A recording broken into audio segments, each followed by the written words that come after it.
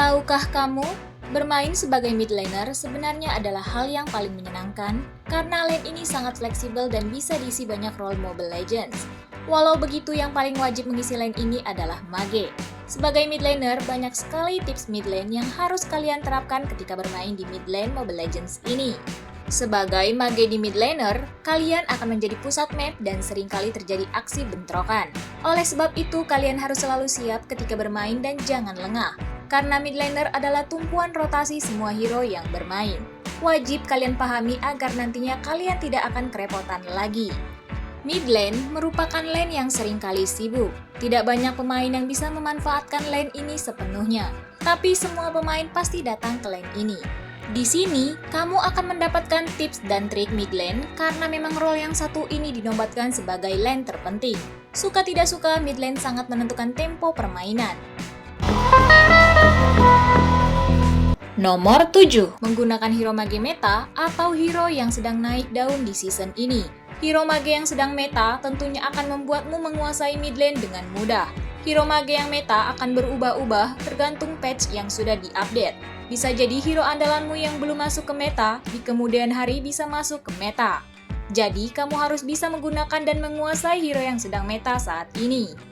Agar memudahkan kamu untuk menguasai mid lane di early game, jangan asal menggunakan hero, karena akan menyulitkanmu di mid. Apalagi kalau ternyata musuh menggunakan hero mage yang sedang meta.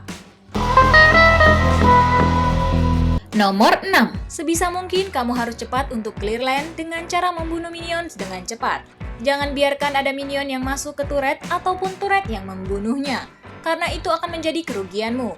Pastikan 4 minions musuh yang datang semuanya mati di tanganmu, bukan mati karena turret atau karena minion, karena kamu bisa miskin dan terlambat membeli item. Nomor 5. Ketika kamu meng-clear lane dengan cepat dan efisien, semakin cepat kamu clear lane, semakin cepat juga kamu bisa membantu teman lain. Tentu saja, hal itu akan menguntungkan bagi tim kamu. Di samping menambahkan gold, bisa juga untuk menaikkan level kamu dengan cepat. Akan tetapi hal ini bisa kamu lakukan kalau mage musuh tidak ada.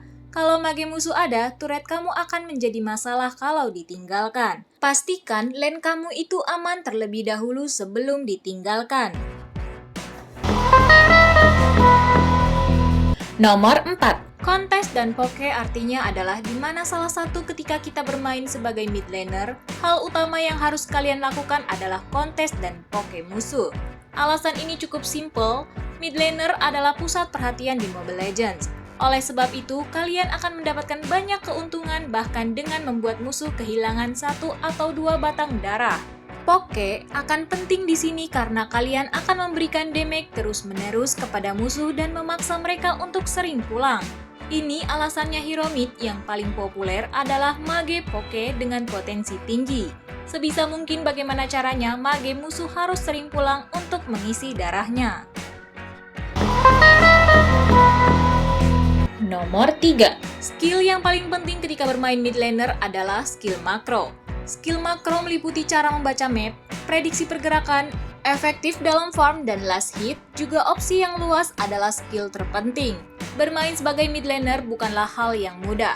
Jika kalian tidak mampu skill makro, sebaiknya jangan di lane tengah. Mage yang buta map akan menyusahkan tim saja.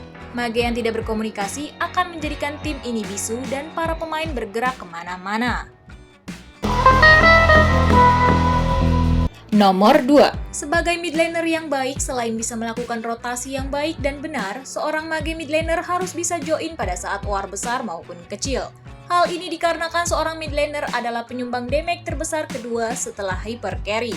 Setiap ada pergerakan mencurigakan di peta, melihat pertarungan kecil yang terjadi, mage mid harus datang membantu. Apalagi jika melihat musuh kebablasan masuk ke area pertahanan kita, baik itu jungle, atas, atau bawah. Segera saja ajak rumor untuk mengusirnya sebelum pencurian buff monster terjadi. Nomor 1. Seorang mage di mid laner harus pandai membaca map, karena info dari mid laner menjadi sangat penting bagi lane lainnya. Info tersebut bisa berisi mengenai posisi dari mid laner musuh agar tim kita tidak terkena ganking oleh tim musuh. Membaca map di sini bukan hanya sebatas map di area mid saja, tapi juga keseluruhan map. Hal ini berdasarkan tingkat kesulitan pemantauan. Mid bisa melihat peta secara luas ke atas dan ke bawah. Tapi, untuk lane lain paling mereka hanya melihat map setengahnya saja. Yang bawah paling melihat sebatas sampai mid, begitu juga yang atas. Ketika kalian bermain mage di mid lane, kalian harus sering berkomunikasi dengan tim. Hal ini seperti meminta bantuan, berkumpul untuk gank, rotasi, ataupun mundur. Mid laner harus bermain sangat proaktif, chat komunikasi di mid, dan jangan seringkali berdiam diri karena mid adalah pusat dari area bermain.